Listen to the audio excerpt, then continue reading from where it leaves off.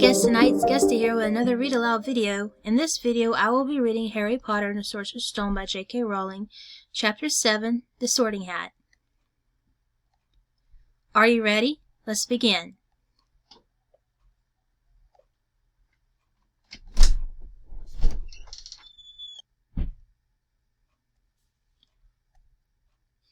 Chapter 7, The Sorting Hat. The door swung open at once. A tall, black-haired witch in emerald green robes stood there. She had a very stern face, and Harry's first thought was that this was not someone to cross. "The first years, Professor McGonagall," said Hagrid. "Thank you, Hagrid. I will take them from here." She pulled the door wide. The entrance hall was so big you could have fit the whole of the Dursleys' house into it. The stone walls were lit with flaming torches like the ones at Gringotts. The ceiling was too high to make out, and a magnificent marble staircase facing them led to the upper floors. They followed Professor McGonagall across the flagstone floor. Harry could hear the drone of hundreds of voices from the doorway to the right. The rest of the school must already be here, but Professor McGonagall showed the first years into a small empty chamber off the hall. They crowded in, standing rather closer together than they would usually have done,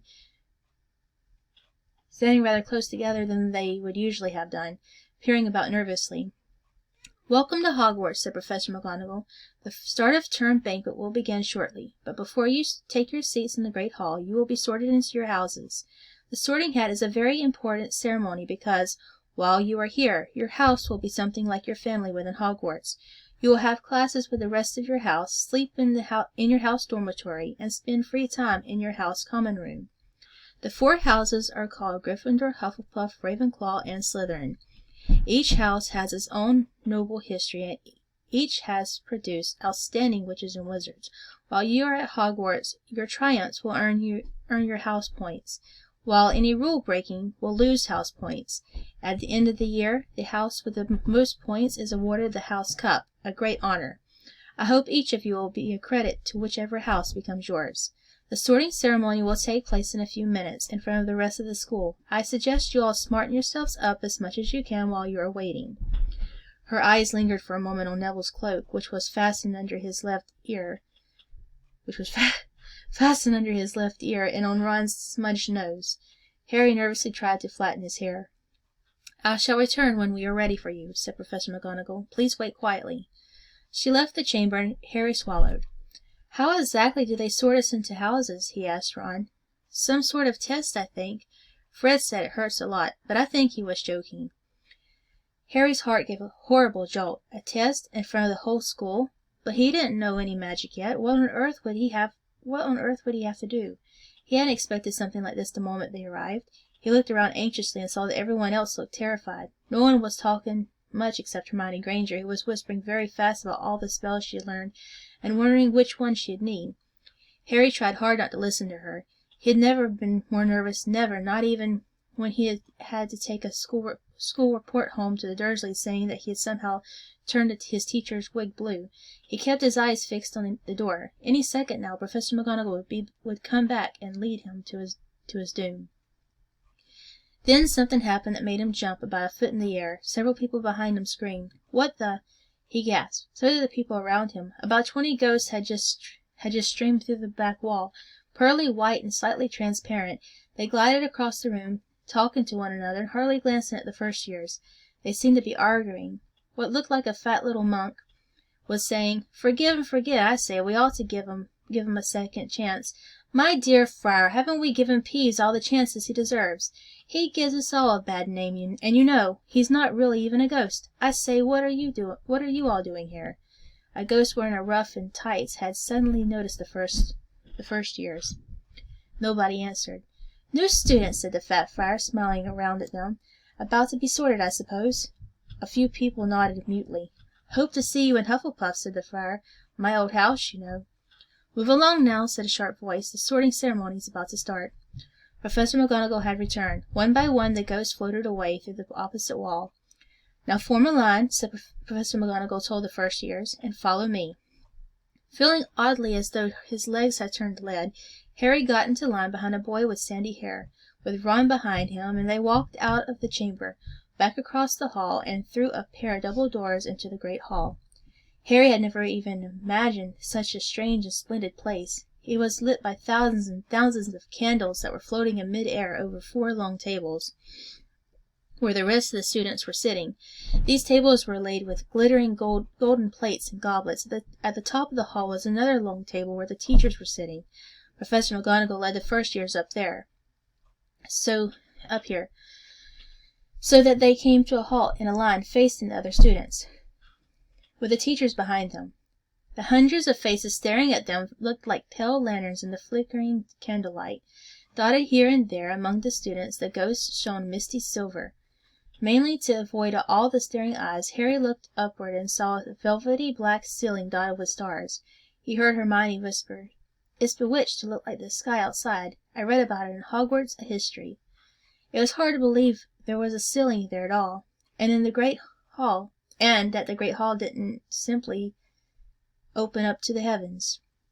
Harry quickly looked down again as Professor McGonagall silently placed a 4-legged stool in front of the first years. On top of the stool she put a pointed wizard's hat. This hat was patched and frayed and extremely dirty, and Petunia wouldn't have let it in the house. Maybe they had to try and get a rabbit out of it, Harry thought wildly. That seemed the sort of thing, noticing that everyone in the hall was now staring at the hat. He stared at it too. For a few seconds there was complete silence. Then the hat twitched. A rip near the brim opened wide, like a mouth, and the hat began to sing.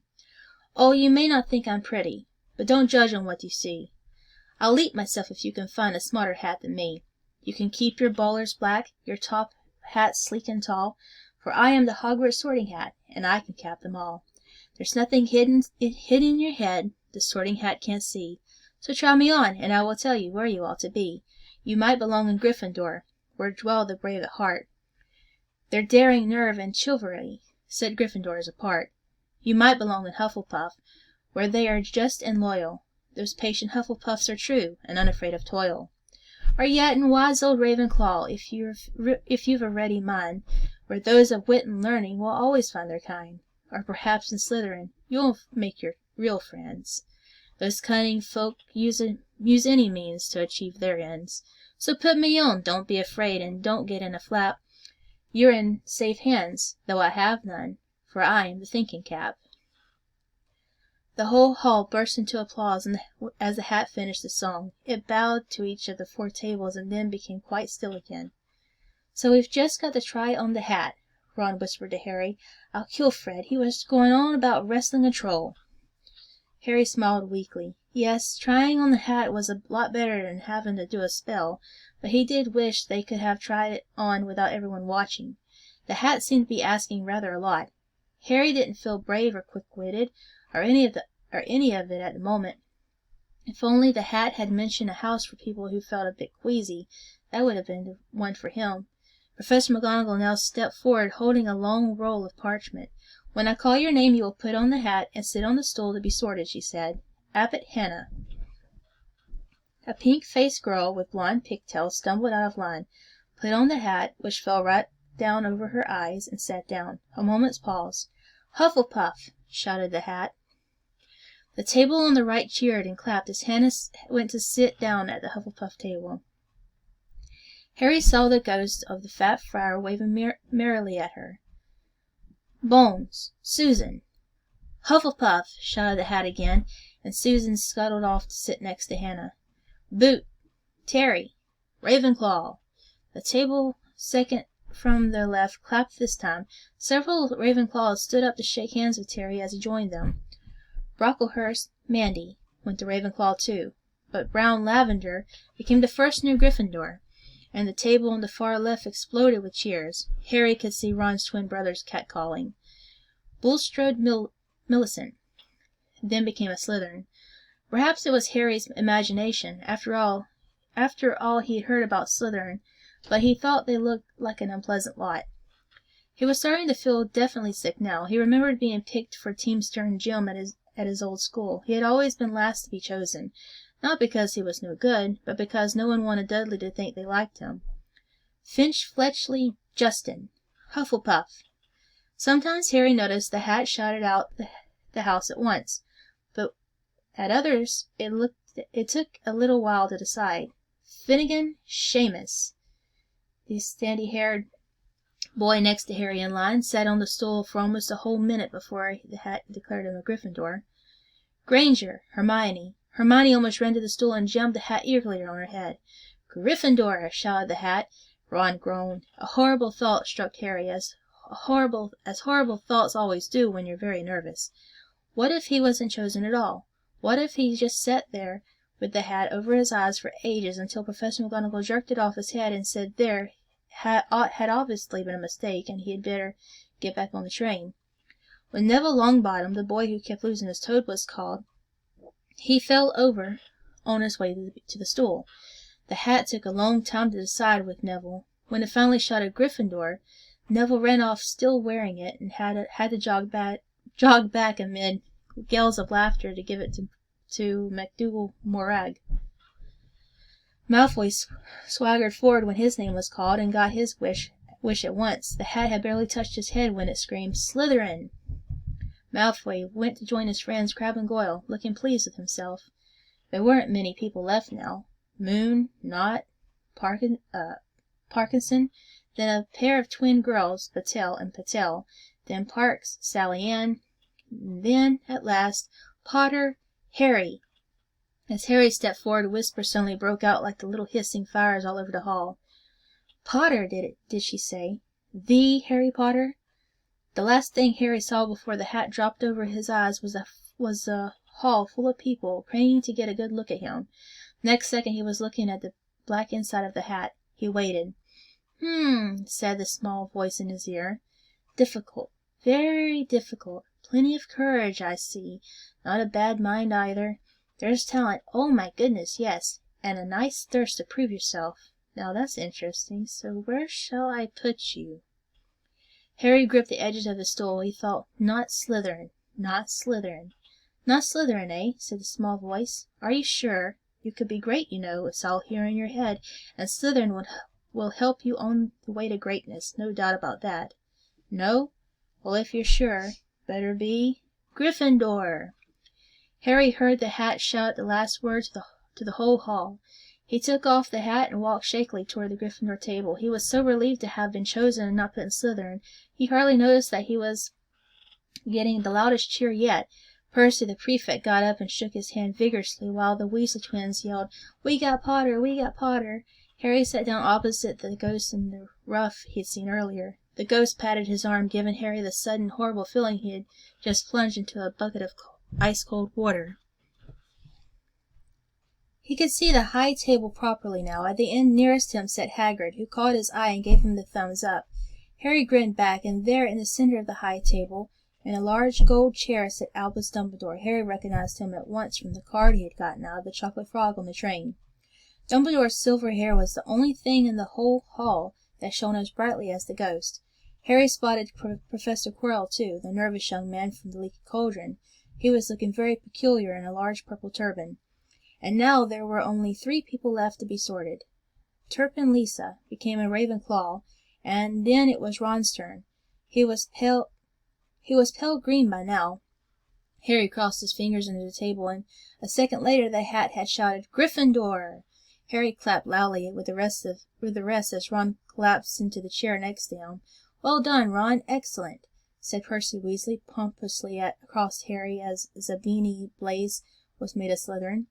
Professor McGonagall rolled up her scroll and took the sorting hat away. Harry looked down at his empty gold plate. He had only just realized how hungry he was. The pumpkin pasty seemed ages ago. Albus Dumbledore had gotten to his feet. He was beaming at the students, his arms open wide, as if nothing could have pleased him more than to see them all there. Welcome, he said. Welcome to a new year at Hogwarts. Before we begin our banquet, I would like to say a few words, and here they are. Nitwit, blubber, oddment, tweak. Thank you. He sat back down. Everybody clapped and cheered.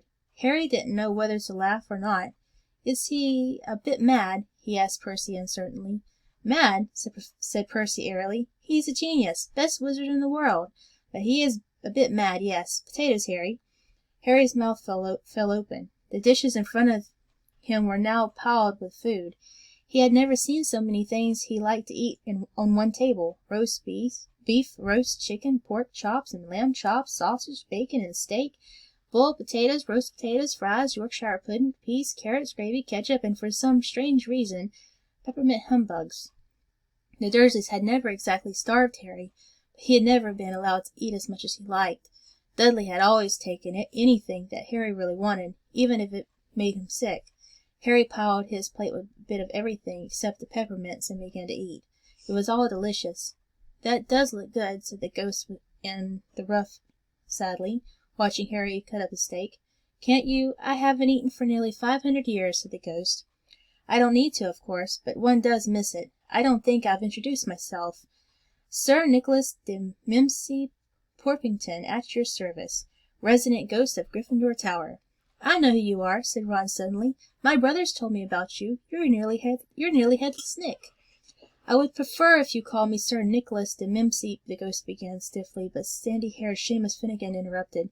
"Nearly headless? How can you be nearly headless?" Sir Nicholas looked extremely miffed, as if their little chat wasn't going at all the way he wanted. "Like this," he said irritably. He seized his left ear and pulled. His whole head swung off his neck and fell into his shoulder as if it was on a hinge. Someone had obviously tried to behead him, but had not done it properly. Looking pleased at the stunned looks on their faces, nearly headless Nick flipped his head back onto his neck, coughed, and said, "So, new Gryffindors. I hope you're going to help us win the house championship this year. Gryffindors have never gone so long without winning. Slytherins have got the cup 6 years in a row. The bloody Baron's becoming almost unbearable. He's a Slytherin's ghost." Harry looked over at the Slytherin table and saw a horrible ghost sitting there, with blank, staring eyes, a gaunt face, and robes stained with silver blood. He was right next to Malfoy, who, Harry was pleased to see, didn't look too pleased with the seating arrangements. "How did he get covered in blood?" asked Seamus with great interest. "I've never asked," said nearly headless Nick delicately. When everyone had eaten as much as they could, the remains of the food faded from the plates, leaving them sparkling clean as before. A moment later the desserts appeared, blocks of ice cream in every flavor you could think of, apple pies, treacle tarts, chocolate eclairs, and jam doughnuts, trifle, strawberries, jello, rice pudding. As Harry helped himself to a treacle tart, the talk turned to their families. "I'm half and half," said Seamus. "My dad's a muggle. Mom didn't tell him she was a witch till after they were married. Bit of a nasty shock for him." The others laughed. "What about you, Neville?" said Ron. "Well, my gran brought me up and she's a witch," said Neville, "but the family thought I was all muggle for ages. My great-uncle Algy kept trying to catch me off guard and force some magic out of me. He pushed me off the end of Blackpool Pier once. I nearly drowned, but nothing happened until I was 8. Great-uncle Algy came around for dinner, and he was hanging me out of an upstairs window by the ankles when my great-auntie Enid offered him a meringue, and he accidentally let go. But I bounced all the way down the garden and into the road. They were all really pleased. Gran was crying, she was so happy, and you should have seen their faces when I got in here. They thought I might not be magic enough to come, you see. Great-uncle Algy was so pleased he bought me a toad." On Harry's other side, Percy Weasley and Hermione were talking about lessons. "I do hope they start right away. There's so much to learn. I'm particularly interested in transfiguration, you know. Turning something into something else, of course, is supposed to be very difficult. You'll be starting small, just matches into needles and that sort of thing." Harry, who was starting to feel warm and sleepy, looked up at the high table again. Hagrid was drinking deeply from his goblet. Professor McGonagall was talking to Professor Dumbledore. Professor Quirrell, in his absurd turban, was talking to a teacher with greasy black hair, hooked nose, and sallow skin. It happened very suddenly. The hook-nosed teacher looked past Quirrell's turban straight into Harry's eyes, and a sharp, hot pain shot across Harry's scar on Harry's forehead. "Ouch!" Harry clapped a hand to his head. "What is it?" asked Percy. "Nothing." The pain had gone as quickly as it had come. Hard to shake off was the feeling Harry had gotten from the teacher's look, a feeling that he didn't like Harry at all. "Who's that teacher talking to Professor Quirrell?" he asked Percy. "Oh, you know Quirrell already, do you? No wonder he's looking so nervous. That's Professor Snape. He teaches potions, but he doesn't want to, so everyone knows he's after Quirrell's job. Knows an awful lot about the dark arts, Snape." Harry watched Snape for a while, but Snape didn't look at him again. At last the desserts too disappeared, and Professor Dumbledore got to his feet again. The hall fell silent. Ahem. Just a few more words now that we are all fed and watered. I have a few start-of-term notices to give you. First years should note that the forest on the grounds is forbidden to all pupils, and a few of our older students would do well to remember that as well. Dumbledore's twinkling eyes flashed in the direction of the Weasley twins. I have also been asked by Mr. Filch, the caretaker, to remind you all that no magic should be used between classes in the corridors. Quidditch trials will be held in the second week of the term. Anyone interested in playing for their house teams should contact Madam Hooch. And finally, I must tell you all that this year, the third-floor corridor on the right-hand side is out of bounds to everyone who does not wish to die a very painful death. Harry laughed, but he was one of the few who did. He's not serious, he muttered to Percy. Must be, said Percy, frowning at Dumbledore. It's odd, because he usually gives us a reason why we're not allowed to go somewhere. The forest full of dangerous beasts, everyone knows that. I do think he might have told us prefects, at least. And now, before we go to bed, let us sing the school song, cried Dumbledore. Harry noticed that the other teacher's smiles had become rather fixed. Dumbledore gave his wand a little flick, as if he was trying to fly off the end, and a long golden ribbon flew out of it, which rose high above the tables and twisted itself snake-like into words. Everyone picked their favorite tune, said Dumbledore, and off we go. The school bellowed, Hogwarts, Hogwarts, Hoggy-Warty Hogwarts, teach us something, please. Whether we be old and bald, or young with scabby knees, our heads could do with filling with some interesting stuff, for now they're bare and full of air, dead flies and bits of fluff. So teach us things worth knowing, bring back what we forgot. Just do your best, we'll do the rest, and learn it till our brains all rot. Everybody finished the song at different times. At last, only the Weasley twins were left singing along to a very slow funeral march. Dumbledore conducted their last few lines with his wand, and when they had finished, he was one of those who clapped loudest. Ah, music, he said, wiping his eyes, a magic beyond all we do here. And now, bedtime, off you trot. The Gryffindor first-years followed Percy through the chattering crowds, out of the great hall, and up the marble staircase.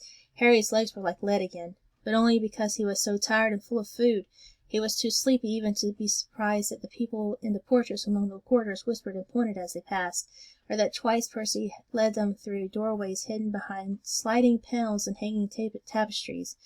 They climbed more stairways, yawning and dragging their feet, and Harry was just wondering how much further they had to go when they came to a sudden halt. A bundle of walking sticks was floating in mid-air ahead of them, and as Percy took a step toward them, they started throwing themselves at him. Peeves, Percy whispered to the first year. A poltergeist. He raised his voice. Peeves, show yourself. A loud, rude sound, like the air being let out of a balloon, answered. Do you want me to go to the Bloody Baron? There was a pop, and a little man with wicked dark eyes and wide mouth appeared, floating cross-legged in the air, clutching a walking sticks. Oh, he said with an evil cackle. Ickle firsties, what fun. He swooped suddenly at them. They all ducked. Go away, Peeves, or the Baron will hear about this. I mean it, barked Percy. Peeves stuck out his tongue and vanished, dropping the walking sticks on Neville's head. They heard him zooming away, rattling coats of armor as he passed. You want to watch out for Peeves, said Percy, as they set off again.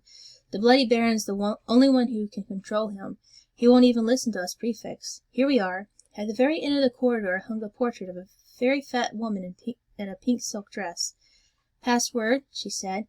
Caput Draconis, said Percy, and the portrait swung forward to reveal a round hole in the wall. They all scrambled through it. Neville needed a leg up, and found themselves in the Gryffindor common room, a cozy round room full of squashy armchairs. Percy directed the girls through one door to their dormitory, and the boys to another. At the top of the spiral staircase, they were obviously in one of the towers.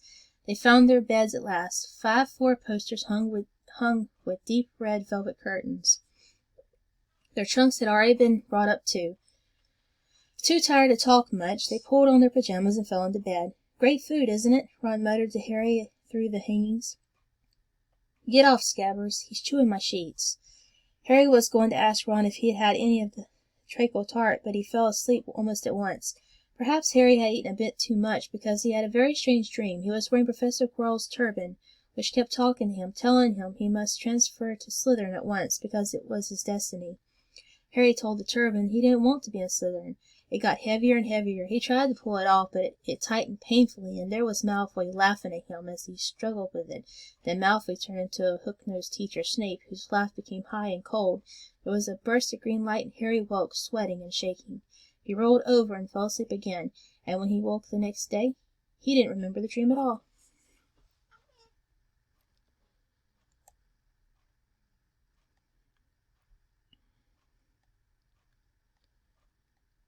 I hope you all enjoyed this read aloud. Join me next time for Chapter 8, The Potions Master.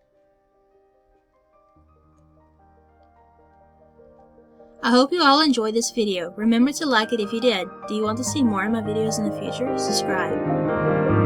You can also find me on Facebook, Twitter, TikTok, Instagram, and Twitch. Just check out my info page on my channel for more information. Stay healthy out there, guys, and peace.